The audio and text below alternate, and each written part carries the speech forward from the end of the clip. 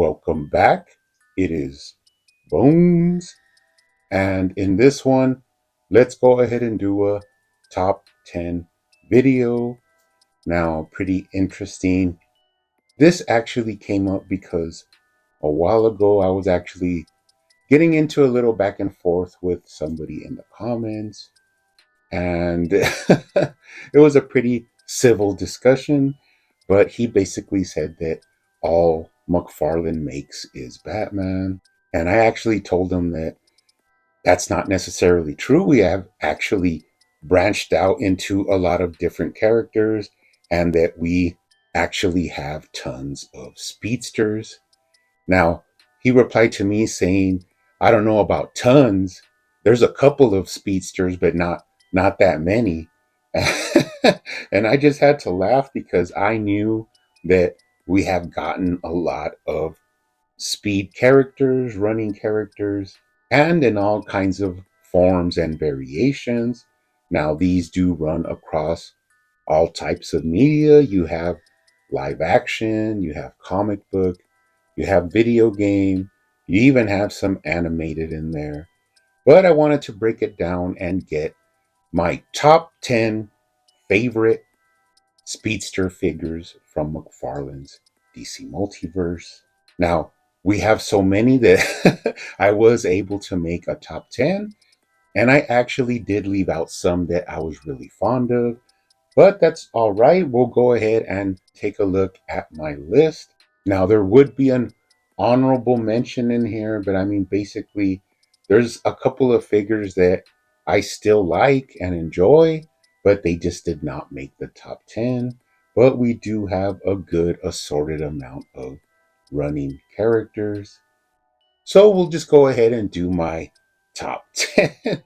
uh, Coming in at number 10 is actually one of the very first speedsters that we received.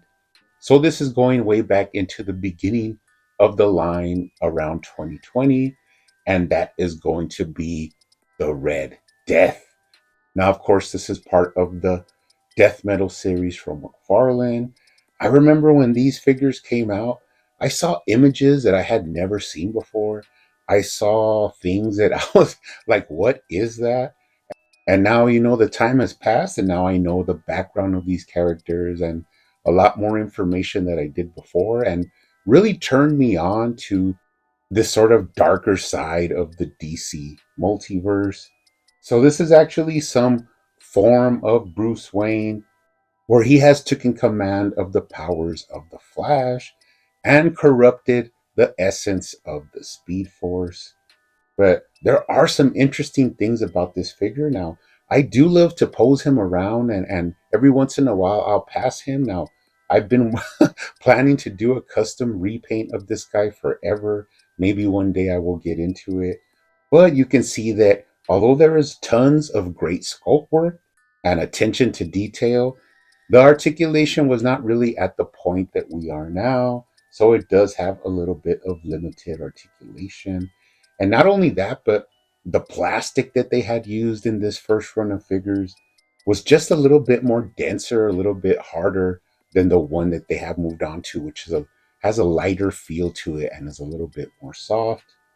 But all the design points are there. He has that creepy head sculpt. He has all the fins that, that are added to his costume, I guess to make him break through the air a lot quicker. But this is an evil alternate version of the Flash. Love that chest symbol that is like a cracked bat Flash symbol. Very interesting, like I said, to take a look at this figure. Now that we see where McFarlane has gone, this guy's trunks were hard plastic. Really stiff arm movements, like you can't, the shoulder bushings have very limited movement, where now we know that it is designed to let the shoulder move back and forth and up and down and have more range. This figure just is a little bit tight in its design, but still one of my favorites. He is at number 10, and that is Red Death. Now, coming in at number 9, one of my favorites and pretty much underrated figures, I think. Not really what the fans wanted, but it is a nice figure in itself, and that is going to be Bart Allen Impulse. Now, of course, the major selling point for this figure for me was the head sculpt. Love the hair sculpt. Love the way it like swirls and moves as if he's running. Love the clear goggles, which is something that I have pushed for McFarlane to use more often. Just really sets off the figure and gives him something that makes him stand out.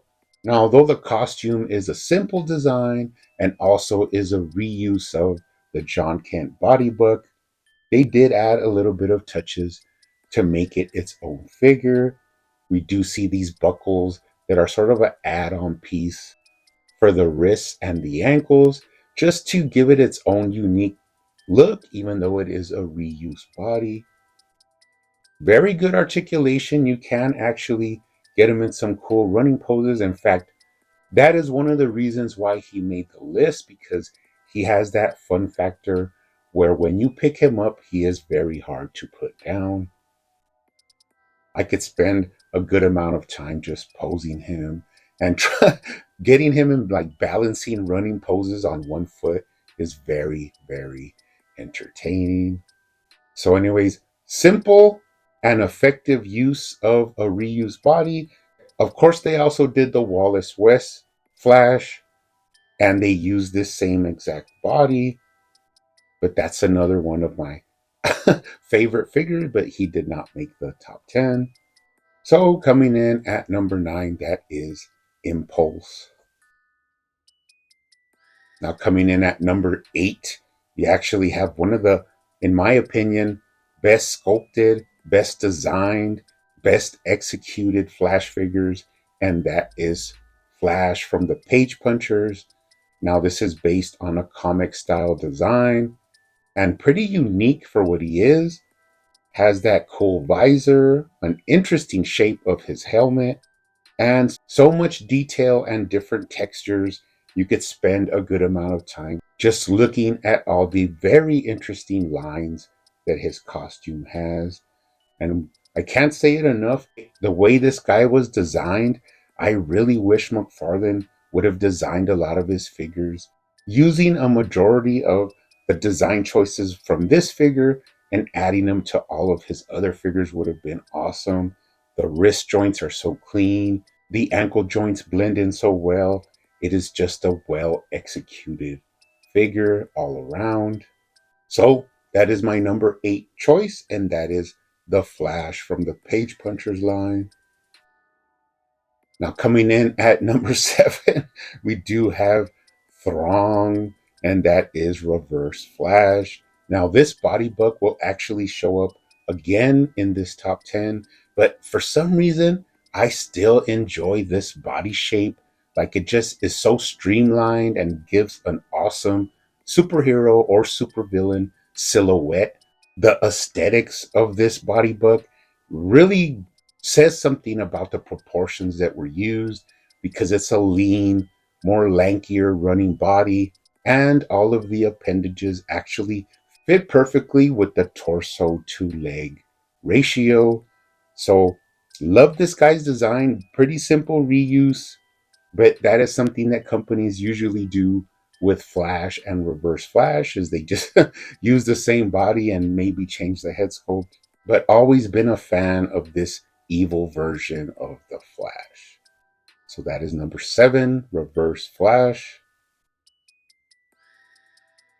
Now coming in at number 6, I know basically everybody would have this guy as their number 1. But for me, although he is an awesome classic version of this character, something about him has always been off to me, and that is your Flashpoint Flash. Now, I'm not necessarily sure. Maybe it's something to do with the legs being like the thickest part of this figure. It just kind of unsettles the aesthetics for me. It doesn't have that same lean, lanky feel that I think a Flash figure should have. Now, don't get me wrong, this is a beautiful Flash figure. Love the head sculpt. One of the better head sculpts of Barry Allen that we've seen. Great articulation, You can really get him in some awesome running poses. Everything is there that we've come to expect from McFarlane in a figure is represented here with this Barry Allen. Now, that does take me into one thing that I do not like, and that is the painted logo on the chest. And though McFarlane has started to use this form of figure design, instead of sculpting out the logos, he's gone, opened it up a little bit more to printing logos. It's not necessarily a complete negative because we do get two choices. Sometimes characters will have sculpted out logos, and sometimes we'll get your classic just painted on logos. So it's not a big thing for me because I do enjoy both modern, classic, obscure forms of characters. And as I said before, this is one of the better Barry Allen Flash figures in articulation, in design, and in execution. So didn't crack the top 5, but he did make it in at number 6, and that is the Flashpoint Flash, Barry Allen. Now, coming in at number 5 is one of my favorite speedster figures from McFarlane since the line has started, and that is going to be Wally West in his alternate costume. Now, though this might not be specifically comic accurate, it is a reuse of the same Reverse Flash body book, but it does have a feel all of its own. And there is just something about this body style that I really enjoy. Just the flow of the way the lines go around the costume. And the silhouette that this figure cuts out is just awesome. No breaks in the sculpt work, no breaks in the design. You get a flowing, lean form of a speedster. And one thing that really sells this one for me is the head sculpt. This is by far one of the best head sculpts McFarlane has done. And although there are a lot of great head sculpts, I've just known this one and been familiar with this one since the very beginning of the line. Love the hair, love the colors that they added. And I love that sort of in between comic and realistic feel, which I'm more of a fan of. I know a lot of people don't want realism. They actually want just a plain, smooth bodied superhero figure, while I enjoy more of a textured, hyper stylized form of superheroes, just to give it that feel like if the costume would come out of the comics but have an actual realistic feel. So that is our number 5. That is Wally West. Now we are getting into the top figures. Coming in at number 4, it is going to be Jay Garrick, the original Flash. Now I know a lot of people wanted this figure. McFarlane did produce this figure, and the very interesting thing is that for a long time, this is a very unique body sculpt. The boots are completely different, the legs are completely different, everything is completely different, original sculpt. And this is something else that I really enjoy from McFarlane when he actually does an original sculpt for a figure. Now, I already mentioned how there's this big thing between just reusing bodies and making all the characters look the same, just with different paint apps and different accessories. But the reason I always enjoyed McFarlane, and I think what set him apart at first, besides the cheaper price point, was the attention to detail and the unique sculpts that he would use for each character. Now, this one does not disappoint. Beautiful figure. I really enjoy this figure. One of those that I could start posing and an hour could pass, and for me, it'll feel like 15 minutes. And of course, he has all his classic design. And of course, although he is not a completely classic version, he has a bit of a modern feel to him. He does have that signature hubcap helmet that he's worn since the golden age. Pretty awesome figure, still abundant. Yeah, you could pick him up at a lot of different places online, and even on the secondary market, he'll still run you about $20. Awesome, awesome figure. That is the original Flash, Jay Garrick, coming in at number 4. Now coming in at number 3, still my favorite Barry Allen Flash figure. Although he has some older articulation from McFarlane, McFarlane has advanced a long way. I still really love the design of this leaner Flash figure. Of course, he is the originator of this body book that we have seen reused. And although some people didn't enjoy the quirky head sculpt, I actually enjoy it and think it brings out a little bit more of that sort of carefree Barry Allen feel. I remember people saying he was a little bit tall for their likings. I've never really come into that. I mean, as long as you have a taller Batman and a taller Superman, he fits right into your Justice League lineup. Now, there was an alternate form of him in a 2-pack, which had more of a distressed, grimacing face. And you can still find that one online, but this one is really hard to come across. And that is the original Rebirth Barry Allen Flash from McFarlane, coming in at number 3. Now we do have our runner-up. These last two, I just really went back and forth and I could not decide. But finally, even though this guy at one point was my figure of the year, he did come in at number 2, and that is Dark Flash from the comics. Now, although this isn't necessarily straight from the pages of the comics, of course, McFarlane took his liberties in design. It is a great sort of zombie-ish speedster. Now, he does have a menacing reputation in the comics, where he is like the dark essence of the Speed Force that comes after any speedsters that have run their course. And the best thing about this guy is that I have army built him, so I do have 2 others loose, and I have 1 in box. But we have seen images of alternate heads for this guy, so I wouldn't put it past McFarlane to eventually release a 3-pack with the different heads. Besides those positives, the army building, the creep factor that I'm a really big fan of, this guy is a beautifully designed figure. Taking some of what the Rebirth Flash had, that lean body and great execution, but this guy actually has the articulation to back it up with a deeper waist crunch, smoother leg articulation, and great range at the head. Pretty much a 10 out of 10 figure from McFarlane, and that is the Dark Flash from the comics, coming in at number 2 on my top 10 speedster list. And now finally we have reached my number 1, and that is going to be Godspeed. Now this is another figure that people don't really talk about.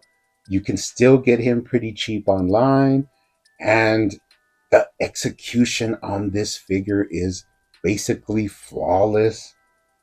And you cannot tell me that if you pick up this figure and start looking at the textures, the stitching in the costume, the wrinkles, the shape of the body, the silhouette that he cuts, which is a real traditional look of a superhero, has no crotch gaps, which when I look at other lines and other figures and they have that big space in between the thigh and the crotch, just really takes me out and is really unappealing to me. I really hate that. While this figure has perfect lines, perfect silhouette, love that lean body that they used for him, and all of the added detail and texture is something that I really appreciate and enjoy from McFarlane. Now, though the colors, this one came out sort of a lifeless copper paint to him to contrast that like grayish white, I did make an alternate version, which is going to be my gold version. Love this figure. Once I pick him up, really hard to put him down. If you do not have him in your McFarlane collection, go right now and look for him. He's not that expensive. You could still pick him up in the secondary market for about 20 bucks or maybe even cheaper. But this is a beautiful, same as the Dark Flash, 10 out of 10 figure from McFarlane. Just love this guy. He is by far the jewel of my Speedster collection from McFarlane. So anyways, guys, that is it. That is my top 10 Speedsters from McFarlane. We do have a nice array of different versions of running characters, going through the gauntlet of all different forms of media, and we still have more to come. But anyways, you guys keep hunting out there, keep collecting, keep customizing, and I will see you on the next one.